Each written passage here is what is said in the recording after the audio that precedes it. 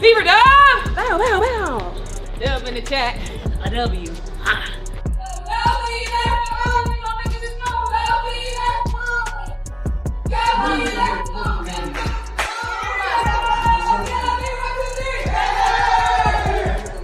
The Indiana Fever just pulled off something nobody predicted 3 months ago. They're now 4 games above .500 for the first time since 2015. And they did it without Caitlin Clark even stepping on the floor. But the real shock? They shattered 4 franchise records in 1 game against Paige Bueckers and the Dallas Wings. Even more incredible, 2 of the key contributors weren't even on the roster to start the season. Kelsey Mitchell, Aaliyah Boston, Natasha Howard, and newcomers Ari McDonald and Chloe Bibby all played pivotal roles in this historic win. If you're riding with the Fever, you already know this isn't just a hot streak, it's a move. The 100 win over Phoenix. Stephanie White called that a big win. They were outstanding. Mitchell, come on. The former Dallas wing, Natasha Howard. Nobody was looking for this. We think Kelsey Mitchell's going to shoot, but that is the play to make right there. Nobody in the passing lane. Everyone assumed the Fever would fall apart without Caitlin Clark, but what unfolded on August 1st was anything but a collapse.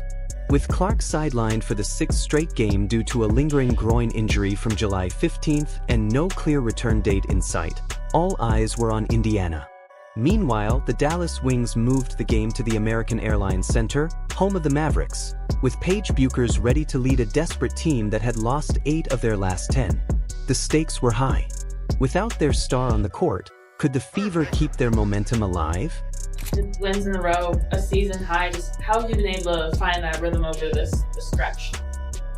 I think it's been about, we've had some practices, and I think practicing has definitely tuned us up, fine-tuning as far as the details. We knew before All-Star that, the second half of the season is always about people making adjustments, people finding ways to stop what we have to do. And I think that on us, we try to do a good job of staying locked in at practices and shoot-arounds and all that kind of stuff to be where we need to be. From the opening tip, it was clear the Fever weren't there just to survive. They came to make a statement. There was no hesitation, no waiting for someone to step up. This team had a chip on its shoulder and something to prove. Kelsey Mitchell wasted no time taking control. She attacked the basket with confidence, hit tough shots, and sent a clear message: we're not backing down. Mitchell dropped 23 points on 9 of 19 shooting, filling Caitlin Clark's shoes with authority. She's been on a tear, leading the league in scoring through all of July. 14 20-point games this season in her 8th year. She also has a couple of 30s.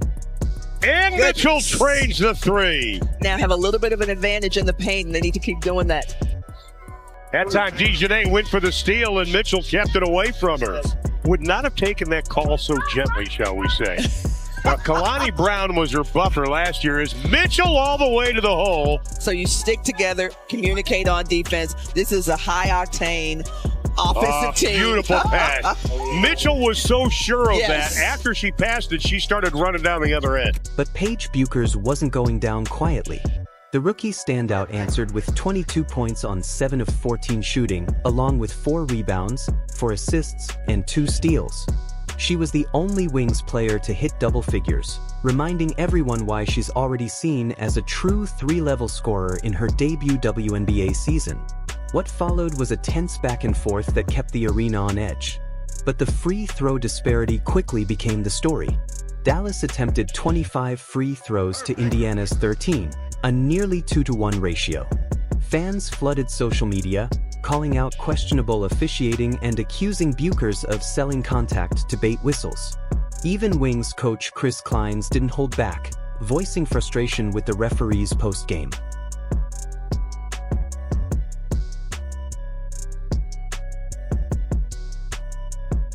The scoreboard read 88-78 in favor of Indiana. The Fever had just proven they're far more than Caitlin Clark and 4 teammates trying to keep up. They showed they could take care of business in games they were expected to win, something head coach Stephanie White emphasized after the victory. Finding ways to get wins, and that's going on some scoring bursts, that's being able to rely on multiple players, getting stops when needed, making adjustments, and continuing to grow. I mean, this is a group that's been resilient all season long, and I think that we have such quality depth that we can rely on one another, and rely on one another in certain moments. Two players who weren't even on the roster 3 months ago have suddenly become the Fever's secret weapons. Meet Ari McDonald and Chloe BBY, two under-the-radar, mid-season pickups no one expected to make waves. These weren't blockbuster signings. They were depth additions, insurance for a team trying to stay afloat. But Indiana stuck to its defensive identity and leaned on an offense that's become surprisingly fluid, and these two are a big reason why. McDonald's journey, in particular, feels like something out of a movie. She began the season and signed, overlooked by every team in the league. Then on June 25th, the Fever offered her a rest-of-season contract, just weeks after she'd briefly joined them on a hardship deal. Fast forward to this matchup against Dallas. McDonald drops 15 points, dishes out 6 assists, and runs the offense with the confidence of a seasoned starter. It came on the heels of a career-high performance against Phoenix, where she proved she's more than ready for big moments. Stick to your defensive principles. This is an Indiana team that has very nimble on the offensive end. McDonald from the outside rattles another three. That's her third of the ball. Here's what set McDonald apart that night. Her point guard instincts were on full display. She had a feel for the moment, knowing exactly when to push the tempo, when to slow it down, and how to keep her teammates engaged. Coach Stephanie White quickly took notice, praising McDonald's natural point guard mentality and her awareness of how to influence the game. Teammate Kelsey Mitchell went even further, calling her a blessing in disguise for stepping up with leadership when the team needed it most.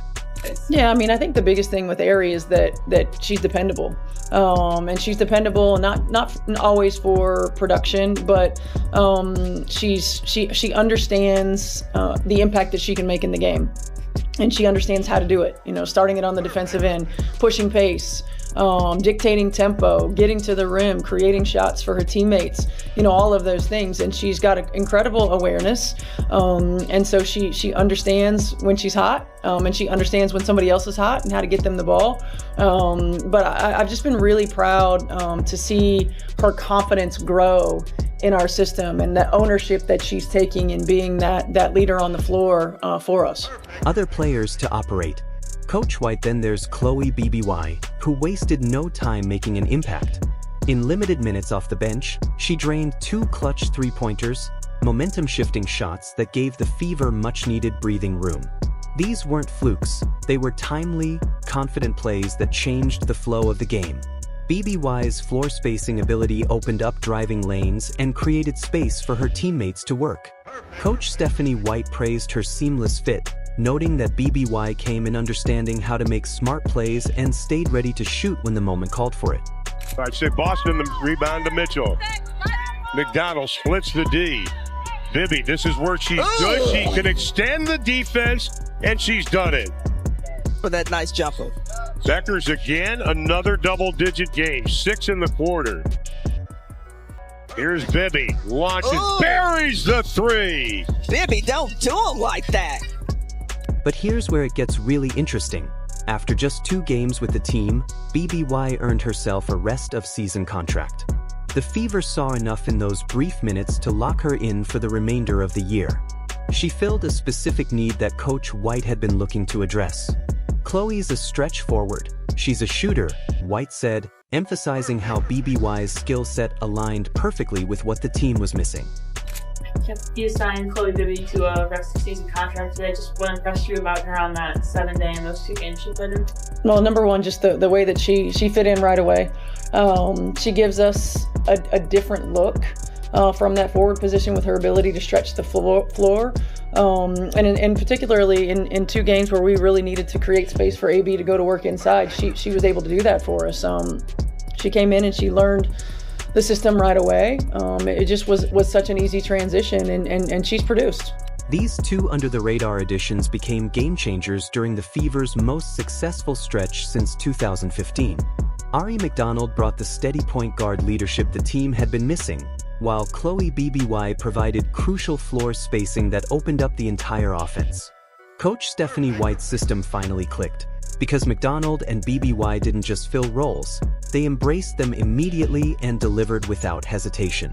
The Fever were no longer just trying to survive in Caitlin Clark's absence, they were thriving.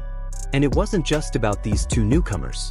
While fans focused on the scoreboard, the Fever were quietly making franchise and league history.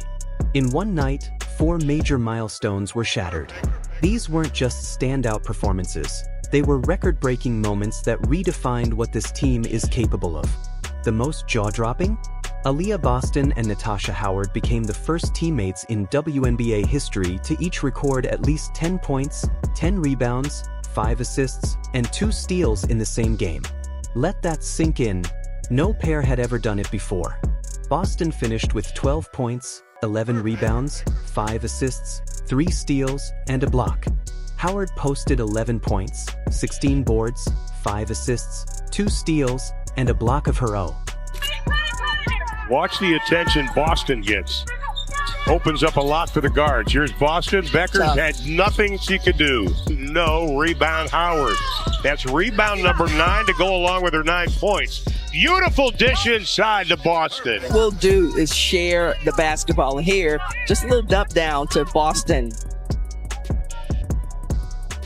Paige Carrington rolls to the hole. Howard with a rejection. To the basket here, but you got to go up strong right there.